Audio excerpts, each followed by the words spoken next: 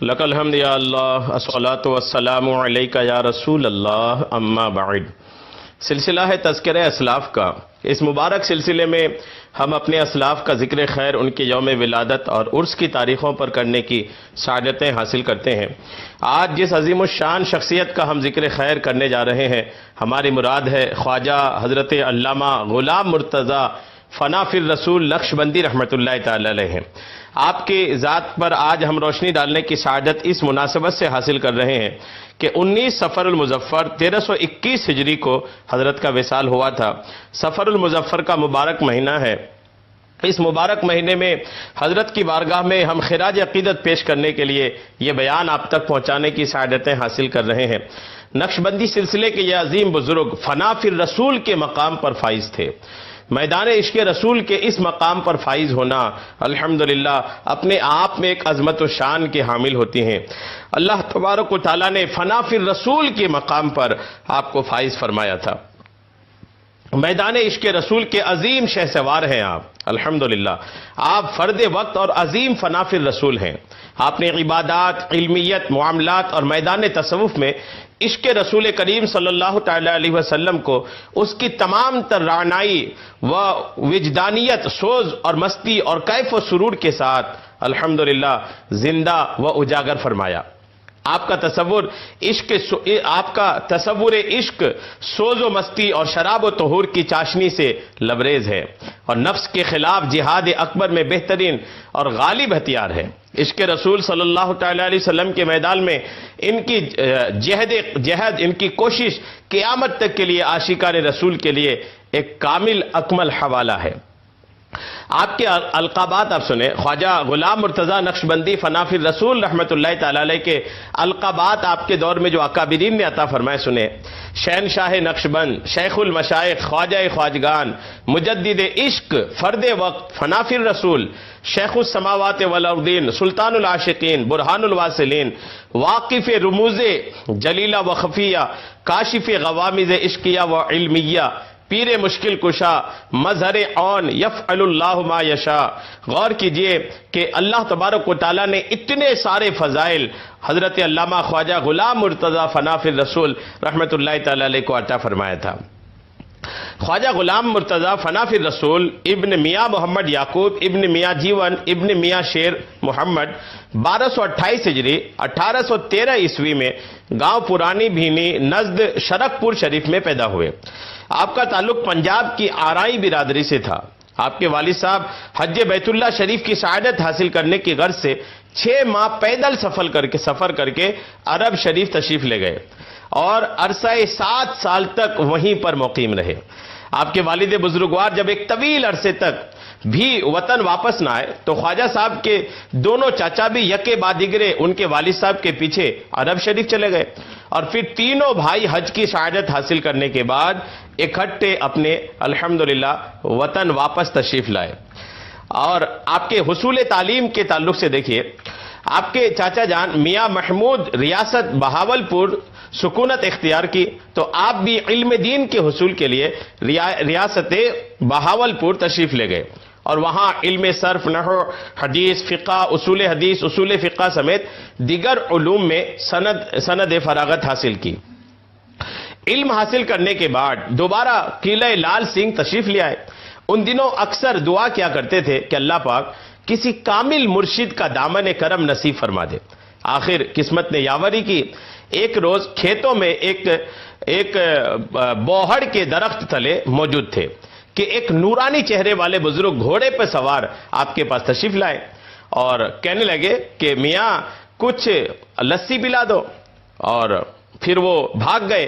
چارپائی تکیا لائے، یعنی جیسے وہ بزرگ نے کہا کہ لسی پلاؤ تو یہ بھاگ کر کے گئے جلدی سے اور چارپائی لایا، تکیا لائے اور عرض کی کہ اتر کر لسی نوش فرما لیں کہ حضور آپ اپنے سواری پر ہیں، آپ نیچے تشریف لا کر آپ لسی پی لیں۔ یہ جو بزرگ آئے تھے نا، یہ بزرگ کون تھے؟ یہ بزرگ قطب الاقطاب خواجہ بدر الدین حضوری نقشبندی، خواجہ غلام محی الدین قصوری دائم الحضوری کے عالی قدر خلیفہ تھے۔ بزرگ لسی پی چکے تو خواجہ صاحب پر ایسی توجہ فرمائی کہ کیفیت مستی میں آ گئے۔ عرض کی کہ حضور بیعت فرما لیں۔ تو انہوں نے 8 دن کے بعد موضع مانووال چوہنگ آنے کا حکم دیا۔ 8 دن کے بعد آپ خواجہ بدر الدین کے پاس موضع مانووال چوہنگ لاہور حاضر ہوئے اور شرف بیعت حاصل کیا۔ اس کے بعد معمول بنا لیا کہ ایک برتن میں دودھ کا تحفہ لے کر دیار مرشد کی طرف روز 5 کوس یا 11 کلومیٹر کی مسافت، جس کے رستے میں دریائے راوی بھی تیر کر عبور کرنا پڑتا تھا، طے کر کے فجر کی نماز مرشد کی اقتداء میں جا کر ادا کرتے۔ غور کیجئے کہ فجر کی نماز مرشد کی پیچھے ادا کرنے کے لیے الحمدللہ اتنی مشقتیں بھی اٹھاتے، اتنا طویل سفر طے کرتے، دریا بھی پار کرتے، پھر بھی جا کر فجر کی نماز جماعت کے ساتھ اپنے پیر کے پیچھے ادا کرتے۔ موسم کی شدت اور دیگر معاملات زندگی بھی اس کام کے آڑے نہ آ سکے۔ یہ سلسلہ تقریباً 5 سال تک لگاتار چلتا رہا۔ آخر ایک رات شدید طوفان، یہ باد و بارہ کی کیفیت میں بہت زیادہ بارش ہوئی۔ اس کیفیت میں راوی کے کنارے پہنچے، پاؤں پھسلنے سے دودھ والا برتن گر گیا اور دودھ ضائع ہو گیا، خراب ہو گیا۔ پہلے تو سوچا کہ آج حاضری موقوف کر دیتا ہوں۔ واپس مڑنے لگے تو خیال آیا، اے غلام مرتضیٰ، سوہنی کماری سے بھی گئے گزرے ہو کہ اس نے مجاز کی حاضری قضا نہ کی اور تم عشق حقیقی کی حاضری سے بھاگ رہے ہو۔ یہ خیال آتے ہی راوی میں چھلانگ لگا دی۔ راوی اس ندی کا نام تھا جو آپ پار ہو کر کے جاتے تھے، چھلانگ لگا دی اس میں۔ ادھر مرشد نے مقتدیوں سے فرمایا کہ تھوڑا توقف کر کے نماز کے لیے جماعت کھڑی کی جائے کہ اگر آج غلام مرتضیٰ آ گیا تو مقصود حاصل کر لے گا۔ خیر جب ایسا بزرگ نے فرمایا، انتظار طویل ہو رہا تھا، لمبا انتظار، تو صفحہ درست کر کے نماز قائم کر دی گئی۔ دوسری رکعت میں خواجہ غلام مرتضیٰ جماعت میں شامل ہو گئے۔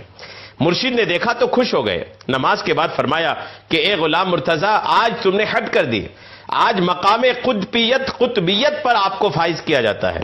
ایک وقت آئے گا کہ آپ کو مقام فنا فی الرسول پر فائز کیا جائے گا، جس کے سامنے غوث، قطب اور ابدال کچھ حیثیت نہیں رکھتے۔ اس وقت خواجہ بدر الدین نے آپ کو سلسلہ نقش بندیہ میں اجازت اور بیعت سے نواز دیا اور آئندہ سے آپ کو روزانہ حاضری کا سلسلہ موقوف کرنے کا حکم دیا۔ غور کیجئے کہ پیر کی خدمت، پیر نے جب خوش ہوئے نا تو الحمدللہ ایسے مقام حاصل ہوئے۔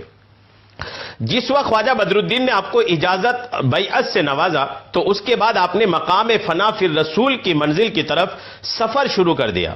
مرشد نے کس قدر رہنمائی کی، ان کے حکم کے مطابق مختلف چلے کاٹے۔ منزل فنا فی الرسول کے رستے میں کئی مقامات پر جب رکاوٹ آئی تو مدد کے لیے پھر رہبر کی ضرورت پڑنے لگی۔ ایک سید صاحب سے مدد کی درخواست کی تو انہوں نے مراقب ہونے کے بعد فرمایا کہ اے غلام مرتضیٰ، اس وقت روئے زمین پر ایسا کوئی رہنما موجود نہیں جو اس منزل کی رسائی میں آپ کی مدد فرما سکے۔ امید ہے اس رستے کی خبر رکھنے والے قدیم بزرگوں میں سے کوئی آپ کی مدد فرمائے، لہذا سفر جاری رکھیں۔ چنانچہ کچھ رکاوٹوں کو عبور کرنے میں، پار کرنے میں شیخ مجدد الفسانی اور شیخ عبد القادر جیلانی جیسی ہستیوں نے آپ کی روحانی مدد فرمائی۔ مختلف مصائب و آلام کا سامنا کرنا پڑا۔ کئی سال تک یہ سلسلہ چلتا رہا، لیکن آپ کا ارادہ غیر متزلزل رہا، آپ بالکل ثابت قدم رہے۔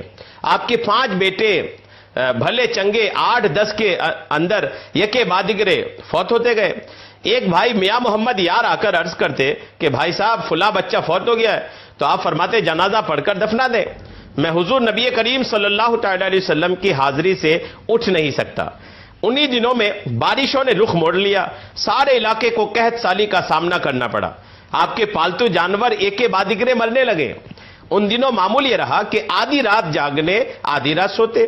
ایک دن غیب سے آواز آئی کہ آپ 2 جہاں کی دولت مانگ رہے ہو اور آدھی رات سو کے گزارتے ہو۔ پھر پگڑی کی رسی پٹی، اس رسی سے سر کے بال باندھ کر رسی کو اوپر چھت سے باندھ دیا اور فرمایا اگر اب بھی نیند آئی تو عشق کے میدان کو چھوڑ دوں گا۔ ساری رات جاگنے اور ایک ہی وظیفہ، دے رسول اللہ، دے رسول اللہ، ورد زبان کر لیا۔ آخر وہ مبارک رات آئی جس میں رسول کریم حضرت محمد مصطفیٰ صلی اللہ تعالی علیہ وسلم خلفائے راشدین کے ساتھ تشریف لائے اور فرمایا کہ اے غلام مرتضیٰ، اب حد ہو چکی ہے، اپنی زلفیں کھول دیں۔ رسول اللہ صلی اللہ تعالی علیہ وسلم کی آمد ہوئی تو اس وقت خواجہ غلام مرتضیٰ کو متعدد انعامات اور خوشخبریاں دی گئیں، جن میں سے چند ایک یہ ہیں۔ آقا کریم نے جو خوشخبریاں دی اس میں سے آپ کچھ ملاحظہ فرمائیں۔ آپ کو مقام فنا فی رسول پر فائز کیا جاتا ہے، قیامت تک نور فیض آپ کے غلاموں کو عطا ہوتا رہے گا۔ آپ کا مزار لاہور میں جانب شمال ہوگا۔ آپ نے ہماری محبت میں جان و مال کی پرواہ نہ کی، حتیٰ کہ آپ نے 5 بچے عشق رسول پر قربان کر دیے۔ ہم آپ کو ان بچوں کے بدلے ایک بے مثل بچہ عطا فرمائیں گے جو شکم مادر سے 25 سال کی بے ریا عبادت کا ثمر 28 اقطاب کی طاقت لے کر آئے گا اور 60 علوم کا ماہر ہوگا۔ بروز حشر میدان حشر میں انبیاء کی صف میں کھڑے ہو کر آپ اذان کہیں گے۔ وقت نزا کے وقت آپ کے غلاموں کو زیارت نبی کریم سے فیضیاب کیا جائے گا اور محشر میں ان کے لیے سامان شفاعت فرمایا جائے گا۔ آقا کریم کی طرف سے یہ بشارت الحمدللہ عطا فرمایا۔ مقام فنا فی رسول پر فائز کیے جانے کے بعد آپ کو بارگاہ نبوی صلی اللہ تعالی علیہ وسلم سے ڈائریکٹ فیض ملنا شروع ہو گیا۔ 1855 عیسوی میں آپ نے لاہور میں سکونت اختیار کر لی۔ یہاں پر آپ کو پیر صاحب قلعہ والے کے لقب سے بہت شہرت حاصل ہوئی۔ آپ کے مقام ولایت کی دھوم 4 دانگ عالم میں پھیلی تو دور دور سے لوگ آپ کی زیارت اور بیعت کے لیے آنے لگ گئے۔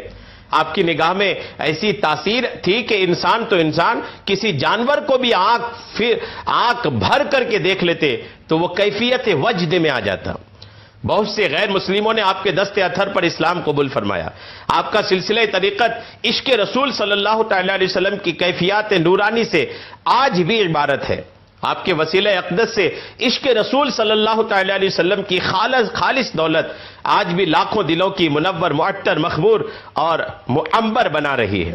الحمدللہ آپ کے بے شمار کرامات بھی ہیں اور بے شمار کرامات کے ساتھ ساتھ آپ کی حیات کے کچھ واقعات بھی ہیں جو انتہائی دلچسپ ہیں۔ کئی ایک سننے کی سعادتیں حاصل کرتے ہیں۔ مولانا چراغ شاہ کا واقعہ بیعت اس حوالے سے بڑا دلچسپ حوالہ ہے۔ ریلوے اسٹیشن لاہور کی تعمیر اول کا کانٹریکٹ خواجہ صاحب کے ارادت مند احمد بخش کے پاس تھا اور مولانا چراغ شاہ انہی دنوں وہاں پر خطاطی کا کام سر انجام دیتے تھے۔ ایک جگہ کام کرنے کی وجہ سے مولانا کی احمد بخش مرحوم سے علیق سلیق ہو گئی۔ ایک روز احمد بخش اپنے ملازمین کو نصیحت کر رہے تھے کہ مجھے اپنے پیر صاحب سے ملاقات کے لیے قلعہ شریف جانا ہے، چند دن لگ جائیں گے، لہذا کام میں کوئی کوتاہی نہ آئے۔ مولانا چراغ شاہ یہ صورتحال دیکھ کر بولے، میاں احمد بخش، میں نے 11 پیر بنگالے ہیں، یہ سب کے سب مکار جھوٹے ہیں۔ یعنی میں نے 11 کے 11 پیل کو کھنگالا ہے، ان کو میں نے آزمایا ہے، تو یہ سب کے سب مکار اور جھوٹے ہوتے ہیں، آپ ان چکروں میں نہ پڑو۔ احمد بخش نے دوست کی اس بات پر برا مانا اور کہا کہ میرے پیر صاحب کے بارے غلط مت بولو، میرے ساتھ چلو، تمہیں اندازہ ہو جائے گا۔ دونوں صاحب قلعہ شریف حاضر ہوئے تو حضرت خواجہ غلام مرتضیٰ نقشبندی رحمت اللہ تعالی علیہ اس وقت اپنے کھیتوں میں موجود تھے۔ خواجہ صاحب نے ایک نظر چراغ شاہ پر ڈالی تو شاہ صاحب پر ایسا وجد طاری ہوا کہ کھیت کی مٹی میں لیٹنے لگے۔ زبان پر یا رسول کی صدا جاری ہو گئی۔ کیفیت بحال ہوتے ہی خواجہ صاحب نے فرمایا، میاں آپ نے تو 11 پیر کھنگالے تھے، آج خود کھنگالے گئے ہو۔ شاہ صاحب نے دست بستہ معافی مانگ کر خواجہ صاحب سے بیعت کی درخواست کی۔ غور کیجئے اللہ والوں کی کیا شان ہوتی ہے۔ 1876 عیسوی کے لگ بھگ ریاست بہاولپور میں طاعون کی شدید وبا نے علاقے میں تباہی مچا رکھی تھی۔ روزانہ کئی جنازے اٹھتے اور ساری ریاست میں پریشانی کی لہر پھیلی تھی۔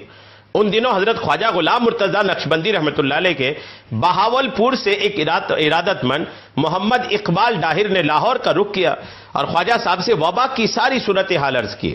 خواجہ صاحب نے اپنے قمیص مبارک اپنے اس ارادت مند کو عطا فرمایا، اس چاہنے والے کے حوالے کرتے ہوئے فرمایا کہ اسے پانی میں ڈال دینا اور جو مریض اس پانی کو پیے گا اللہ پاک انشاءاللہ اپنے کرم سے شفا عطا فرمائے گا اور دوسرے پینے والے الحمدللہ بیماری سے محفوظ رہیں گے۔ یعنی جو بیماری میں مبتلا ہیں وہ اگر پیے تو وہ شفا یاب ہو جائیں گے اور جو بیماری میں مبتلا نہیں ہے وہ اگر پیئیں گے تو وہ بیمار نہیں ہوں گے۔ الحمدللہ. ان صاحب نے بہاولپور جا کر مرشد کی نصیحت پر عمل کرتے ہوئے عمل کیا اور بات باہر نکلی تو شہر بھر سے لوگ محمد اقبال ڈاہر سے پانی لینے آنے لگے. راوی فرماتے کہ اللہ کے فضل سے 3 دنوں کے اندر طاعون کی وبا سارے علاقے سے کوچ کر گئی اور اس پانی کے استعمال کرنے والوں کو اللہ نے صحت عطا فرمایا. غور کیجئے کس شان کے مالک ہیں اللہ والے، بڑی شان کے مالک ہوتے ہیں اللہ والے. حضرت علامہ خواجہ غلام مرتضی نقشبندی رحمت اللہ تعالی علیہ مجدد عشق ہیں. آپ میدان عشق کے مجدد ہیں. فنا فی الرسول کے مقام پر آپ فائز تھے. میدان عشق کے عظیم شہسوار تھے آپ. آقا کریم کے عشق کو پانے کے لیے فنا فی الرسول کی منزل پر آپ فائز ہونے کے لیے مشقتیں اٹھائی. آپ ہار نہیں مانے، قربانیاں پیش کی، لیکن آپ نے ہار نہیں مانی، مسلسل کوشش کرتے رہے. ایک انجام یہ ہوا، نتیجہ یہ نکلا کہ فنا فی الرسول کا مقام آپ کو عطا کیا گیا. الحمدللہ. 19 صفر المظفر حضرت کے وصال کی تاریخ ہے. ہمیں چاہیے کہ اس عظیم ہستی کی بارگاہ میں خراج عقیدت پیش کریں. اللہ تبارک و تعالیٰ کی بارگاہ میں دعا ہے کہ مولا تو اپنے اس مبارک بندے کی بارگاہ میں ان کے مزار پاک پر جو برکتیں نازل فرماتا ہے ہمیں بھی اس سے حصہ عطا فرما. آمین بجاہ النبی الامین صلی اللہ تعالی علیہ وسلم.